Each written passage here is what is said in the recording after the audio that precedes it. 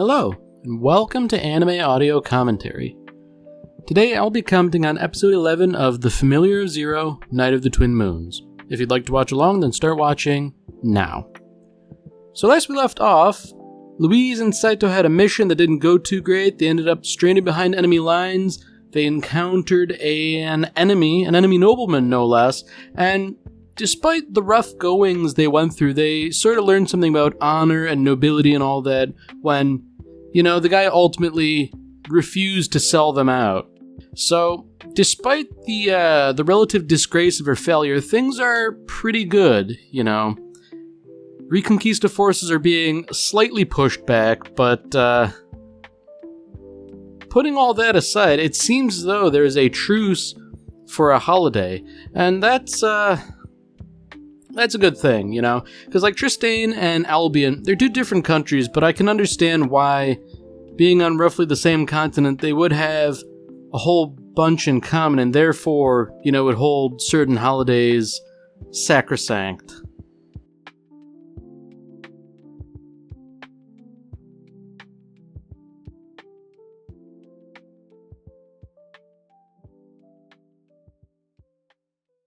Now, normally during the opening theme, I would sit quietly with reverence, but today I am obligated to my sponsor. Today's sponsor is none other than myself. You may not know this, but I write light novels, and I've written quite a few. Today, I'm going to tell you about the eccentric detective Yamamoto, in which the intrepid, if drunken detective solves a wide variety of cases with the help of her assistant Satoshi.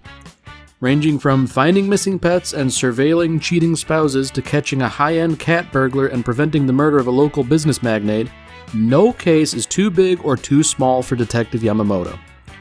Even when she's forced to work with, and occasionally against, the police, and even when she must contend with her fear of the supernatural, nothing will prevent the eccentric detective from doing what needs to be done to solve the case. If this sounds like something you'd like to read, then by all means, consider purchasing books in the Eccentric Detective Yamamoto series by me, Frederick Fitzgerald, through Amazon. Thank you very much for your time, and enjoy the episode.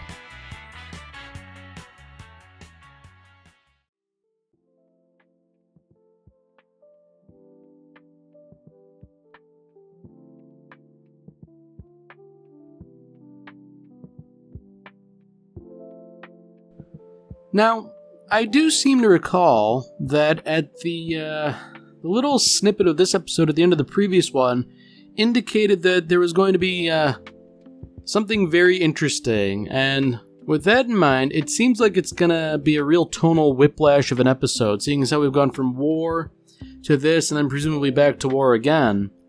But unfortunately, it seems as though Louise is kind of the weak link in everything here. The idea being that Queen Henrietta and her military advisors are asking more about the plane, the Zero, than her specifically, because, sure, she might be important with her void magic and all that, but seeing as how she couldn't perform when it came down to it, then, what do you do with an asset that's unreliable?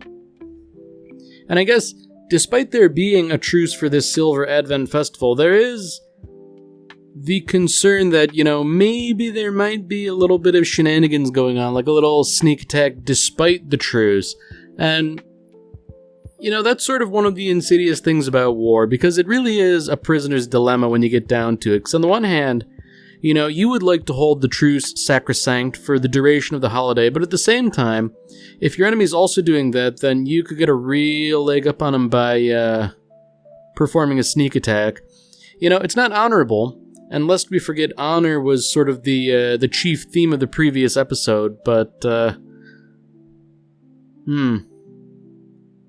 can't help but wonder if fidelity is the theme of this episode. For, Louise to have gone to Giulio for help, like she's not explicitly asking for help right away, but, I think it's pretty clear that if there is a mission that needs to be done and the plane's out of commission, then this guy who has a dragon, it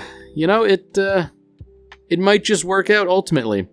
Now, understandably,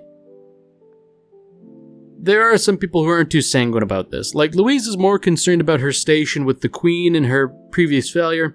Saito's more concerned about Louise riding a dragon with some other guy. And I don't know. I feel like they're both sort of right about this, but at the same time, they're kind of both going about things the wrong way. Now, for Louise to say, I don't need a familiar who's unwilling to join the war effort and who only complains, like, go do whatever you want, like, that's, there's a hint of truth to it, but it's delivered in an unnecessarily harsh way that's, really only going to yield trouble in the future, I reckon. Especially seeing as how those were Louise's parting words to Saito before going off on a dangerous mission. Now, I'm under no illusion that she's going to die or anything like that, but like, boy, you really should choose your last words carefully when you're talking to someone you ostensibly care about. And I guess worse yet, this now gives Saito license and opportunity to cause trouble, because, you know, he's at this festival by himself, and, you know, even if Siesta didn't crop up, like, some other woman would, you know? So seeing as how Siesta does happen to be here in Albion, then really, when you get down to it, like, Saito has no real opportunity to avoid trouble. You know, whether he wants it or not, trouble will occur. Oh dear indeed. So this wacky proprietor, he's here too. And, oh dear. So this guy's, Siesta's uncle. Wow. You know, I mean, if I were in Saito's position, this might be enough to, swear her off for good, you know, given that she tends to cause trouble for me. Man. And this Scarab guy, like, he does nothing but spill the beans, you know? Like, Siesta's, not particularly unhappy to have all this come to light, but at the same time, I feel like, boy, this is, definitively uncomfortable to air in public, you know? Like, it's one thing if this was just, like, teasing about Siesta, but the idea that there's a love triangle, I mean, it's true, but it's not exactly politic to talk about. Perhaps the worst outcome of all of this is that, you know, everyone sort of notices that Louise is nowhere to be seen, thus lending credence to the idea that there's trouble in paradise, and you know, Siesta doesn't exactly need to be encouraged in that regard. So back at the Reconquista headquarters, I guess, you know, Sheffield, she, oh, that's interesting. You know, she's sort of like in the bunker now. The idea that, like, the walls are closing in is pretty prevalent, and she's sort of like musing to herself that, you know, maybe she doesn't really need Albion anymore, indicating that her goals are of greater scope, but that Albion, you know, a country with a people and a monarchy and all that, like, they can just be disposed of, which is particularly pernicious when you consider that Prince Wales was killed over all this. You know, like, one wonders what the point was of taking over Albion if it can be just as easily discarded when things hit the fan, you know? Now, Louise might finally be having some second thoughts here, because getting into aerial combat with other dragons, like, that's something, you know, that's really, really dangerous if you're on the back of the dragon. And Giulio, you know, he didn't seem remarkably concerned for her safety. And, like, I kind of get it, you know, he's more concerned about completing the mission and staying alive and all that, but something tells me that if Louise were to get in the way, you know, she could be easily jettisoned in his mind. I don't know. I still don't have a good read on this Giulio guy, just because he seems to insinuate that maybe Saito's a problem here. And you know, Saito is a problem, and he does cause problems, but he and Louise are sort of inseparable by virtue of that familiar magic, you know? Like, you can't separate them, really. Oh dear. So Saito, the poor guy, I mean, on the one hand, I get it. If you put a drowning man in a bar, he's gonna start well, no, if you put a man dying of thirst in a bar, I should say, he's gonna start drinking. And, Louise is a veritable desert in the way that Saito, in particular, appreciates. Oh, dear indeed. So it really seems like everyone's just sort of cropping up again. We have Gish, who has earned himself a medal. I mean, good on him. I mean, he claims that it's like a big honor for valor in the field, but I can't help but wonder if maybe he stumbled into it accidentally. I mean, really, when you get down to it, all of this sort of indicates to me that Saito's really just sort of unhappy with his lot in life. Other people are gaining valor and war and awards and medals and all that. Louise is hanging out with other people, and it's like, what's the benefit to being Saito? At this point in time, there really isn't much. And fortunately, we do have Derflinger to talk about this, saying to Louise, like, look, Saito's clearly upset about everything that's going on, so, like, what are you doing here? Like, are you causing trouble? Like, number one, stop causing trouble. Number two, start doing the opposite of that. Yeah, so it is interesting in a way that, like, the voice of reason is a magical sword here, and that the sword sort of has to spell out to Louise that, like, no, Saito does love you. He devotes himself to you. So, like, maybe you should do things other than, like, beat him senseless with a whip. And, it really does seem like common sense and basic courtesy, but, you never do know. Although something tells me, I've got this dreadful feeling in the pit of my stomach that, whatever Louise does try to do to reconcile things, it's probably not going to work out. And it will probably, in fact, make things ever so slightly worse. That's just kind of what the pattern's like these days, unfortunately.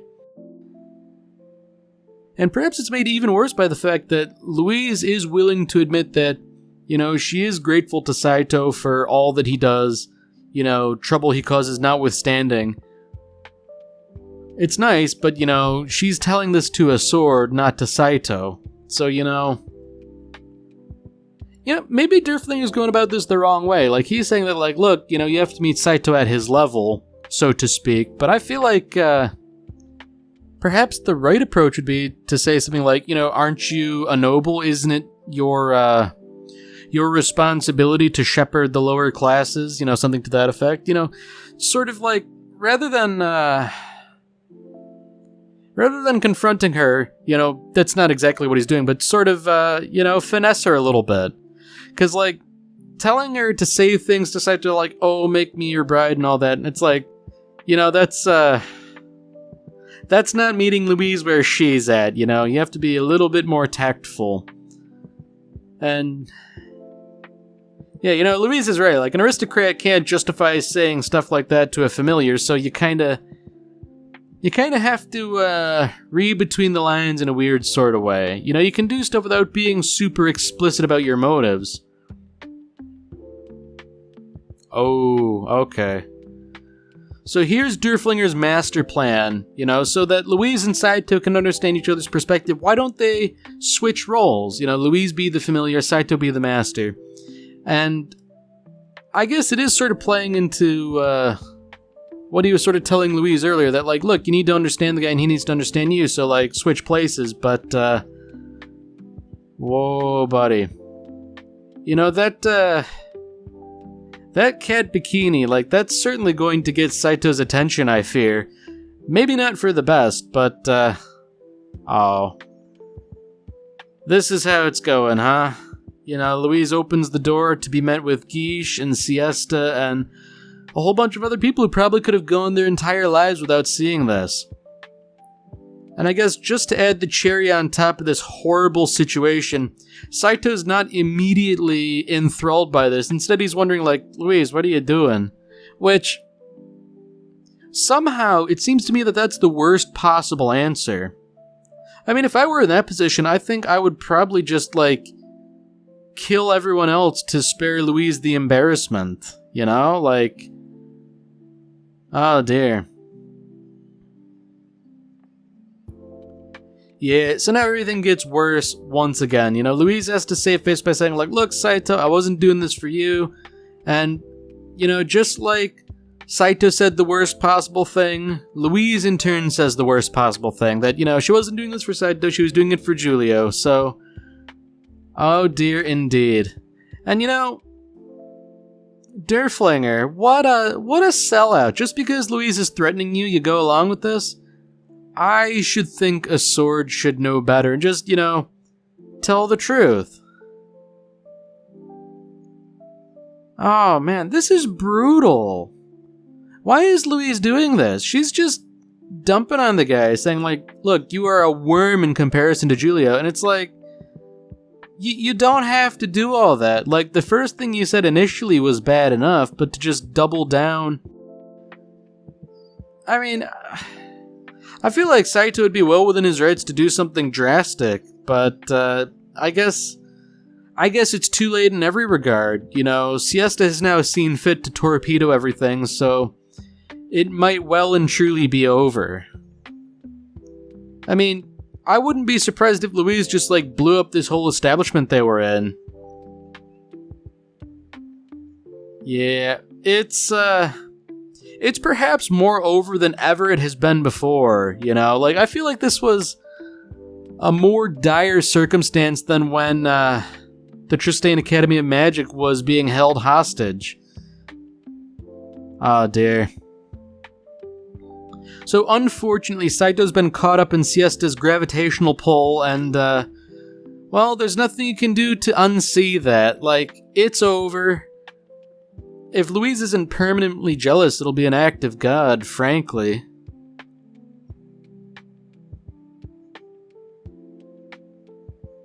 Oh dear. So while everyone's sort of bickering and causing trouble during the Advent Festival, Sheffield is going out and doing stuff. And it seems to me that she's messing with the water supply a little bit, which is... that's not good. You shouldn't do that. I get why some people would in times of war, but it's not good, you shouldn't do that. That really engenders, ill will, In fact, if you start by doing stuff like this, people are a lot more willing to just start, expunging groups of civilians, if you catch my meaning. So, I guess the question is, how hard are things going to hit the fan? It really seems like it's imminent. I said that this is probably going to be a tonal whiplash episode, but I guess it kind of is for reasons I didn't expect. I figured it would be nice and easy and, more fan service oriented, but I guess that's not the case. And really, when you get down to it, there's all sorts of grim stuff going on for, Guiche to have talked about dying and being brought back to life by a fairy. And, everyone's sort of assuming it's a dream and all that, and, it may well could be, but in a fantasy world with magic, is a fairy too far beyond the pale? If you have all sorts of fantasy creatures like dragons and griffins, and you can use magic to do incredible things is it really so far-fetched that there might be fairies? I mean, especially seeing as how Guiche is alive to tell the tale when he claims to have died. Ah, dear. So unfortunately, things are only getting worse. Saito is understandably tilted that, look, dying for honor, that's not the end-all be-all, and that seeing as how you have allegedly come back to life, maybe you should cherish your life and not throw it away. And that's true, but you do have to contend with the culture of honor and all that stuff, good or bad. Unfortunately, all this talk of honor is really only driving a further wedge between Louise and Saito, and... ah, boy. It's just getting worse and worse and worse. Louise is telling Saito that, I don't care about anyone's approval except the Queen's, and that, I'll give up my life for the Queen if need be. And, I get why she would say that, and that's a relatively innocuous statement, but to say it to Saito like that, that's pretty grim,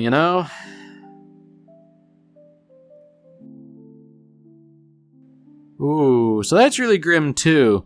You know, Saito understanding that, yes, he does love Louise, but, like, he doesn't have to be worried about Giulio, he has to be worried about the queen, which, it's kind of an odd way to put it, but I guess it is true.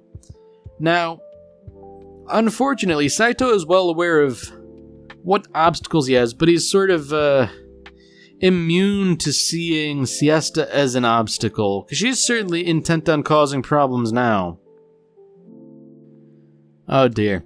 So rather than poisoning the water supply, it seems as though Sheffield is instead bewitching people who drink it. So, with Louise somewhere else and Saito and Siesta together, I get the feeling that they may well fall victim of some of those bewitched soldiers, you know?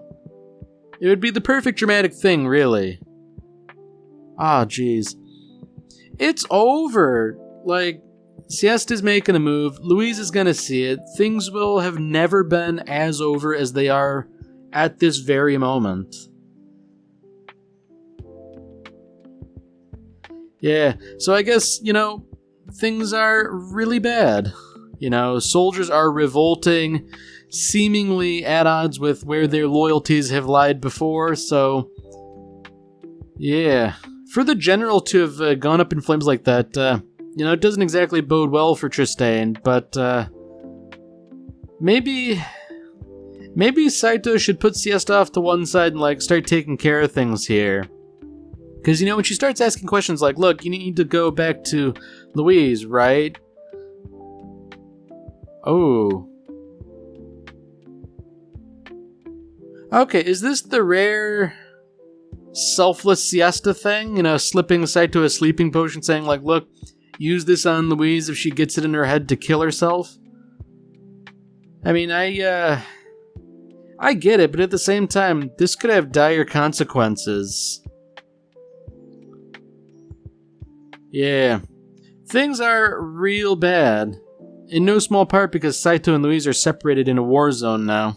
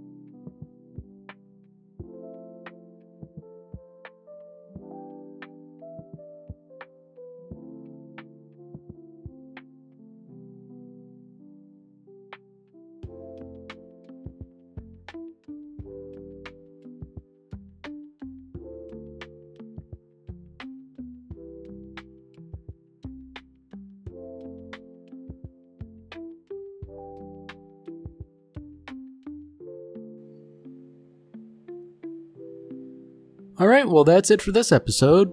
If you've enjoyed it, then by all means, tune in for the next one. See you, Space Cowboy.